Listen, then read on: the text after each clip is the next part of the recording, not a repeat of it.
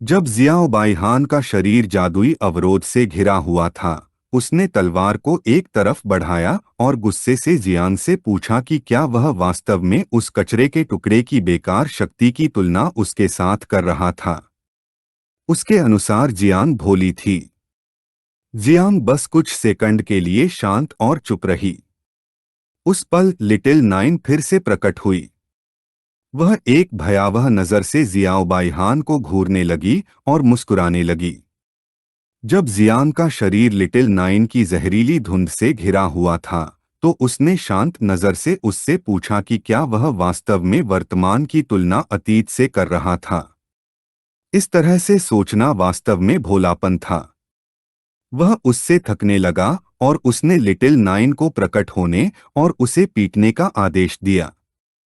उसने अपने हाथों को बगल में फैलाया और जब उसका शरीर एक शक्तिशाली ऊर्जा छोड़ रहा था, तो वह जियाओ बाईहान की ओर बढ़ने लगी और जियांग के आदेश का पालन करने का फैसला किया। जियाओ बाईहान ने हमले से खुद को बचाने के लिए तलवार को अपने चेहरे के सामने रखा और एक उलझन भरी नजर से वह सोचने लगा कि वह कौन है। लिटिल नाइन तेज गति से आगे बढ़ने लगी और उस पर हमला करने लगी, लेकिन उसने तलवार का इस्तेमाल करके हमलों को रोकना शुरू कर दिया। चाहे वह जिस भी दिशा से हमला करे, वह सभी हमलों को रोकने में कामयाब रहा। यह देखकर जियांग हैरान रह गया। हैरान नजर से वह सोचने लगा कि क्या वह सुरक्षात्मक तलवार की ऊर्जा का इस्तेमाल कर रहा था। उसने उम्मीद नहीं की थी कि जियाओ बाईहान के पास इस तरह की क्षमता होगी। सौभाग्य से जियाओ बाईहान के लिए जानवर दिखाई दिया। उसने एक बड़ी छलांग लगाई, अपना मुंह खोला और लिटिल नाइन पर हमला करने के लिए तैयार हो गया। वह एक तरफ देखने लगे और यह देखकर वे सतर्क हो गए। जियांग को यह समझने में ज्यादा समय नहीं लगा कि क्या होने वाला है। उसने अपना हाथ उसकी ओर बढ़ाया जिससे उसके हाथ से जहरीली धुंध निकलने लगी। वह जानवर को गौर से देखने लगा और यह देखकर कि वह भी जाग गया है, उसने फैसला किया कि अब अपनी सारी शक्ति को बाहर निकालने का समय आ गया है। उसने अपना हाथ जानवर की ओर बढ़ाया और जहरीली धुंध से बने दो ड्रैगन को बुलाया और उन्हें जियाओ बाईहान को नष्ट करने और लिटिल नाइन को ढकने का आदेश दिया। उसने छोटे कीड़ों को भी बुलाया और उन्हें बताया कि यहाँ उच्च गुणवत्ता वाले भयंकर जानवर का मांस है। जो सबसे पहले आएगा, वह जानवर को सबसे पहले खाएगा। यह सुनकर वे प्रकट हुए, उनकी ओर बढ़ने लगे और हमला करने के लिए तैयार हो गए। अब जब ड्रैगन और छोटे कीड़े दिखाई दिए, लिटिल नाइन उसकी ओर दौड़ने लगा और मुस्कुराने लगा। जियाओ बाईहान ने अपने दोनों हाथ उसके चेहरे के सामने रखे और सोचा कि यह अच्छा नहीं है, क्योंकि तलवार की ऊर्जा नष्ट हो गई थी और अब वह नुकसान नहीं पहुंचा सकता था। जानवर ने पलटकर अपना मुंह खोला और देखा कि लिटिल नाइन हमला करने के लिए तैयार है। उसने जियाओ बाईहान को हमले के बारे में चेतावनी देने के लिए दहाड़ना शुरू कर दिया।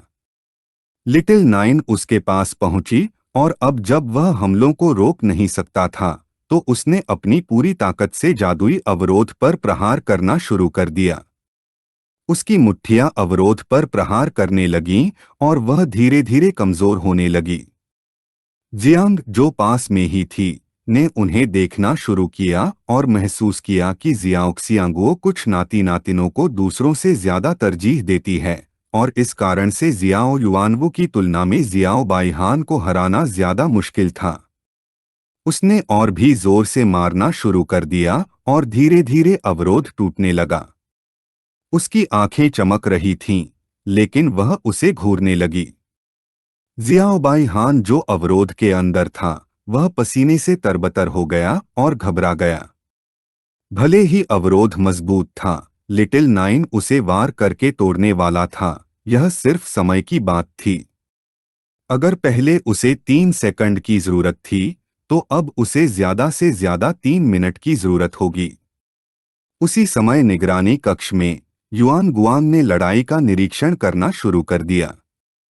स्क्रीन के अनुसार यह देखा जा सकता था कि क्षेत्र में एक नीला जादुई अवरोध था जो बाहर के लोगों को अंदर देखने से रोकता था। यह देखकर उसे एहसास हुआ कि जियाओ बाइहान अब नुकसान में था क्योंकि जियांग ने निगरानी को अवरुद्ध कर दिया था।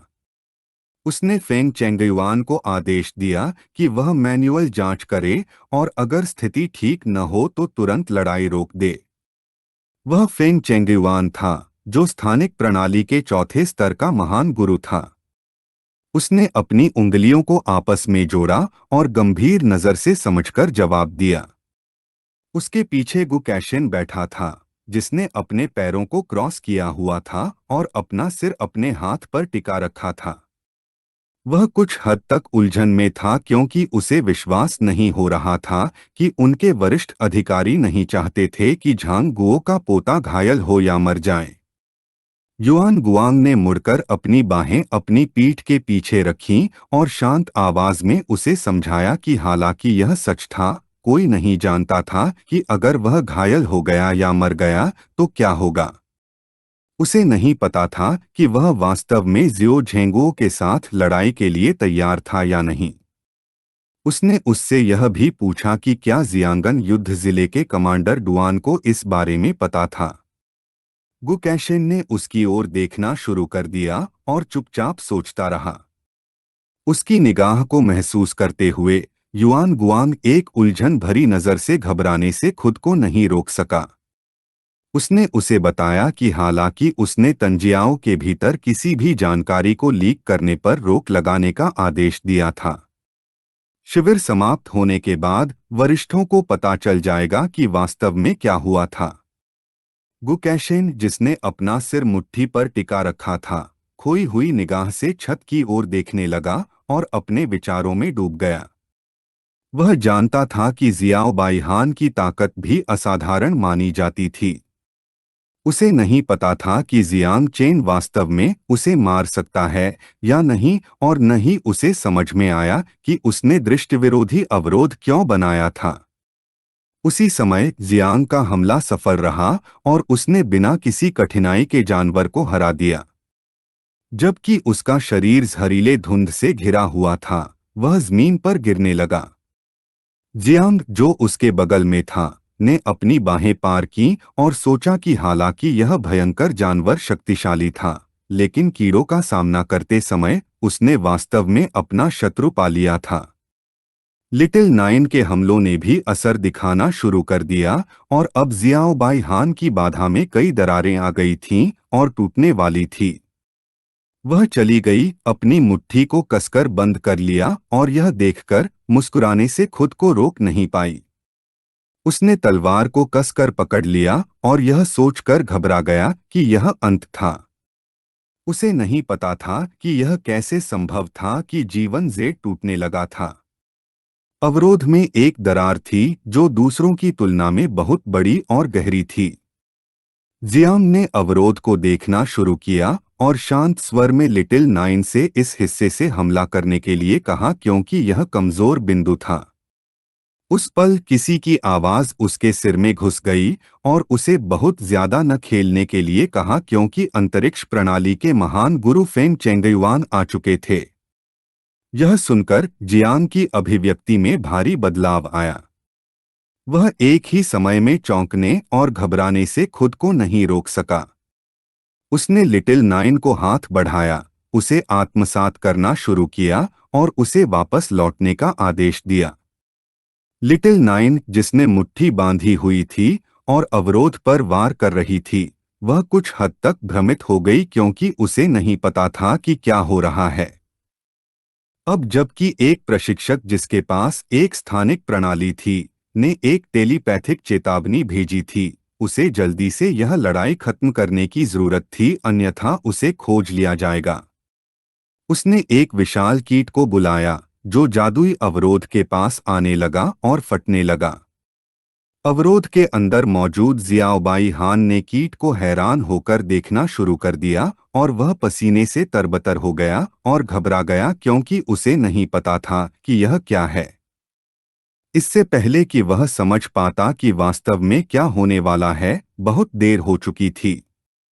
जियांग ने जिस कीट को बुलाया था वह फट गया, जिससे ऊर्जा अवरोध के अंदर प्रवेश करने लगी।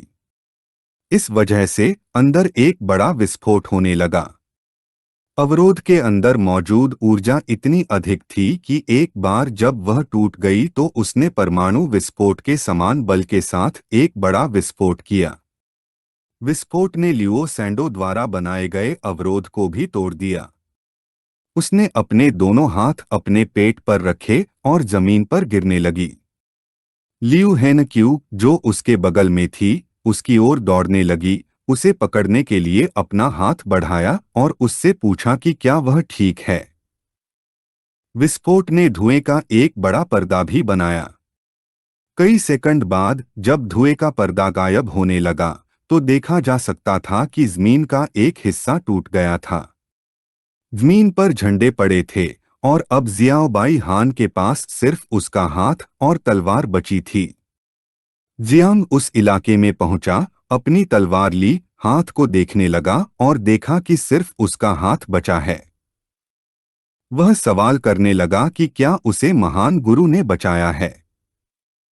अब जब उसे संदेह हुआ तो उसने पहले हाथ को ब्यास के तौर पर लेने का फैसला किया, क्योंकि बाद में उसे राजधानी वापस पाने का मौका मिलेगा।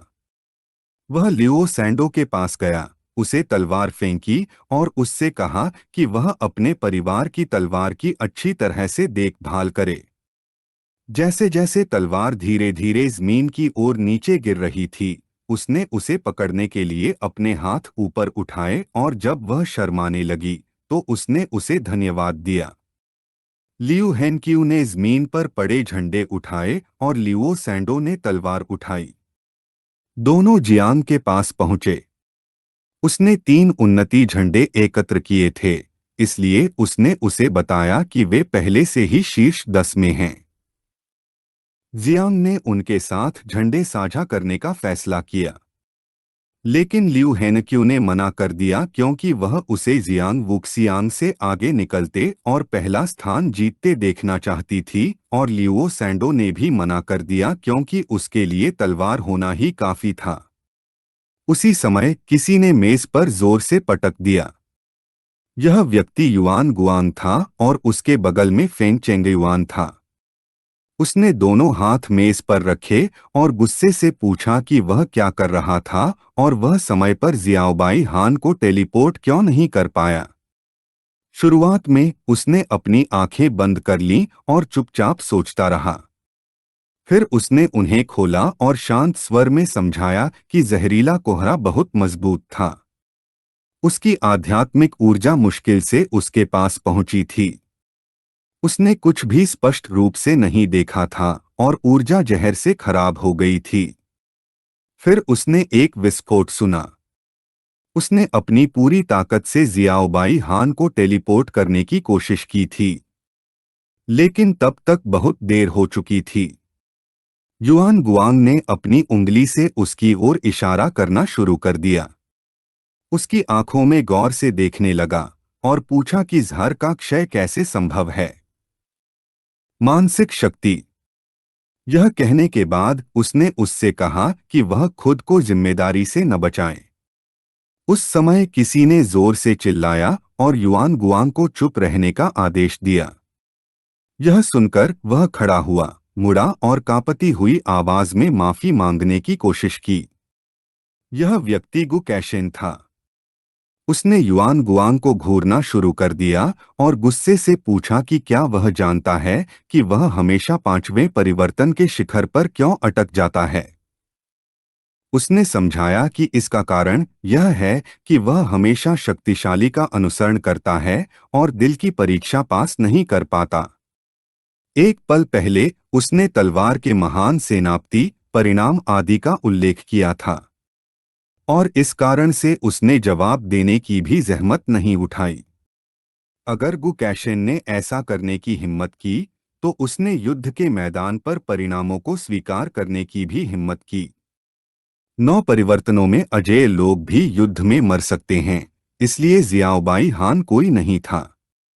युआन गुआंग कई कदम पीछे हट गया, थोड़ा घबरा गया और समझाया कि उसने जियाओक्सियन गुओ का उल्लेख नहीं किया था। उसने केवल कमांडर डुआन का उल्लेख किया था। गुकैशेन ने उसकी ओर पीठ की, अपना सिर थोड़ा पीछे किया, अपनी मुट्ठी बंद की और शांत भाव से उसे आदेश दिया कि वह पहले शिविर के अंदर रिपोर्ट करे लेकिन बाहर की जानकारी को पूरी तरह गोपनीय रखे। कल शाम 6 बजे मूल्यांकन और शिविर समाप्त होने से पहले जियाओबाई हान सहित किसी भी निष्कासित व्यक्ति को शिविर छोड़ने की अनुमति नहीं दी जा सकती थी। उसने उनकी ओर पीठ की, दरवाजे की ओर चलना शुरू किया और उन्हें बताया कि पहले वह दक्षिणी थिएटर कमांड में जाने वाला था। युआन गुआंग और फेंग चेंगयुआन ने उसकी ओर देखना शुरू किया और चुप रहे। उसी समय आकाश में एक सिस्टम विंडो दिखाई दी और सभी को सूचित किया कि जियाओबाई हान को जियांग चेन ने समाप्त कर दिया है। सभी ने आकाश की ओर देखना शुरू कर दिया और यह देखकर वे अचंभित रह गए क्योंकि वे विश्वास नहीं कर पा रहे थे कि जियाओबाई हान को समाप्त कर दिया गया था। वे सदमे में थे और उन्हें लगा कि उन्होंने गलत सुना है क्योंकि वह राष्ट्र के महान सेनापति का वैध पोता था। शिविर के दूसरे हिस्से में एक सुअर के आकार का जानवर दिखाई दिया। इसने तांग यिंग और बाई फेंग पर हमला करने की कोशिश की, लेकिन उन्होंने बिना ज्यादा प्रयास के हमला टाल दिया, जिससे उसका शरीर जमीन पर आ गिरा। तांग यिंग सदमे में थी। उसे यकीन नहीं हो रहा था कि जियांग ने वाकई जियाओबाई हान को खत्म कर दिया है। बाई फेंग शांत रही और गंभीर नजर से सोचा कि यह बहुत अजीब है। शिविर के दूसरे हिस्से में एक सफेद शेर के आकार का जानवर दिखाई दिया, लेकिन किसी ने उसे जोरदार झटका दिया, जिससे उसका शरीर जमीन पर आ गिरा। जिस व्यक्ति ने इस जानवर को हराया था, उसका नाम वुशुआंग था।